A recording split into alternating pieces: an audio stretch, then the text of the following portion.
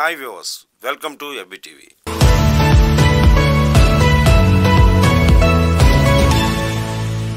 శత్రువుకి మిత్రుడు మనకి శత్రువు. ఈ నియమం ప్రకారం పాకిస్తాన్కి సాయం చేసిన టర్కీ మనకి కూడా శత్రువుగా మారిపోయింది. ఇప్పుడు ఫలితం అనుభవిస్తుంది టర్కీ దేశం. ఇక శత్రువుకి శత్రువు మనకి మిత్రుడవుతాడు. పాకిస్తాన్కి పక్కలో బల్లంగా ఉన్న బలూచిస్తాన్ తాజాగా స్వతంత్ర దేశంగా ప్రకటించుకుంది.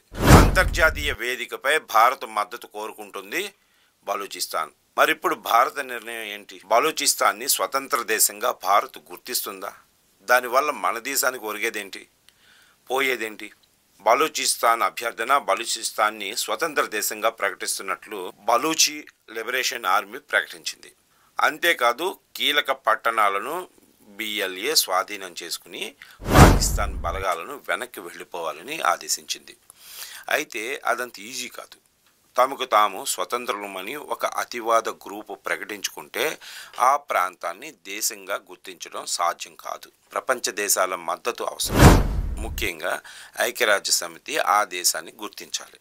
ఆ గుర్తింపు కోసమే ఇప్పుడు ఇండియా సాయం కోరుకుంటుంది బలూచిస్తాన్ ఇండియాలో తమ దేశ దౌత్య కార్యాలయం ఏర్పాటు చేసుకోవడానికి అనుమతి కావాలని, అదే సమయంలో ఐక్యరాజ్య సమితికి రికమెండ్ చేయాలంటూ ఈ బలూచిస్తాన్ లిబరేషన్ ఆర్మీ నేతలు భారతదేశాన్ని రిక్వెస్ట్ చేస్తూ సోషల్ మీడియా ద్వారా ఎన్నో రిక్వెస్టులు చేసుకుంటున్నాయి. అయితే ఇండియా నుంచి ఎలాంటి అధికారిక స్పందన ఇప్పటి వరకు రాలేదు. ఒకవేళ ఇండియా కనుక బలూచిస్తాన్ని స్వతంత్ర దేశంగా ఇండియా గుర్తించినట్లయితే, ఒప్పుకుంటే ఏం జరుగుతుందో చూద్దాం. బలూచిస్తాన్ని స్వతంత్ర దేశంగా భారత్ కనుక గుర్తిస్తే అది ఒక సంచలన నిర్ణయంగా మారుతుంది. బలూచిస్తాన్కి సగం భారం తొలగినట్టు.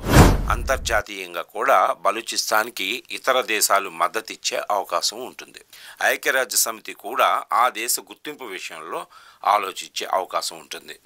అదే సమయంలో పాకిస్తాన్ తిక్క కుదిరినట్టు అవుతుంది. అయితే పాకిస్తాన్ ఆర్థిక వ్యవస్థకు ఆయుపట్టుగా ఉన్న బలూచిస్తాన్ విడిపోతే ఆ దేశం మరింత కష్టాల్లోకి వెళ్ళిపోతుంది. ఇప్పటికే ఆపరేషన్ సింధూర్తో ఇబ్బంది పడిన పాకిస్తాన్ ఇప్పుడు బలూచిస్తాన్ తిరుగుబాటుతో సతమతం అవుతుంది. బలూచి నిర్ణయాన్ని భారత్ స్వాగతిస్తే కనుక వారి తిరుగుబాటుకి మనం కూడా బహిరంగ మద్దతు ప్రకటించినట్టు అవుతుంది. పాకిస్తాన్ మన నిర్ణయాన్ని అంతర్జాతీయ వేదికలపైకి వెళ్ళి తప్పుపట్టే అవకాశం ఉంటుంది. ఒక రకంగా భారత్ కూడా వేర్పాటువాదాన్ని ప్రోత్సహించినట్టు అవుతుంది. అంటే కాశ్మీర్ విషయంలో కూడా ఈ నిర్ణయం మనకు రివర్స్ అయ్యే అవకాశం ఉంటుంది. ఒకవేళ ఇండియా ఒప్పుకోకపోతే, ఒకవేళ బలూచిస్తాన్ అభ్యర్థిని భారత్ ఒప్పుకోకపోతే ఇతర ప్రపంచ దేశాలు కూడా బలూచ్ వ్యవహారాన్ని లైట్ తీసుకుంటాయి. ఎవరు మద్దతు లేకపోతే బలూచ్ లిబరేషన్ ఆర్మీ బలహీనపడే అవకాశం ఉంటుంది. ఒక దశ వరకు మాత్రమే వారు పోరాటం చేయగలరు, కానీ పాకిస్తాన్ ఆర్మీని పూర్తి స్థాయిలో వారు నిలువరించలేరు కదా. ఇటు కాల్పుల విరమణ అమల్లో ఉంది కాబట్టి అటు బలూచ్పై పాక్ పూర్తి స్థాయిలో ఫోకస్ పెట్టి వారిని కట్టడి చేయగలగడం పెద్ద విషయమేం కాదు. అయితే భారత నిర్ణయం ఎలా ఉండబోతుందంటే, ప్రస్తుతానికి భారత్ నుంచి ఎలాంటి స్పందన లేదు. Balochistan liberation army social media ద్వారా తమకు తాము స్వతంత్రులమని ప్రకటించుకుంది. పాకిస్తాన్ ఆర్మీని తమ దేశం నుంచి వెళ్లిపోయేలాగా ఆదేశాలు ఇవ్వాలంటూ ఐక్యరాజ్య సమితిని వేడుకుంటుంది. డేరా బుర్తి ప్రాంతంలో దాదాపు 100 గ్యాస్ బావుల్ని బలూచ్ లిబరేషన్ ఆర్మీ తమ అధీనంలోకి తెచ్చుకుంది. వాటిని అడ్డుపెట్టుకుని పాకిస్తాన్ ఆర్మీని హెచ్చరిస్తుంది బలూచి లిబరేషన్ ఆర్మీ.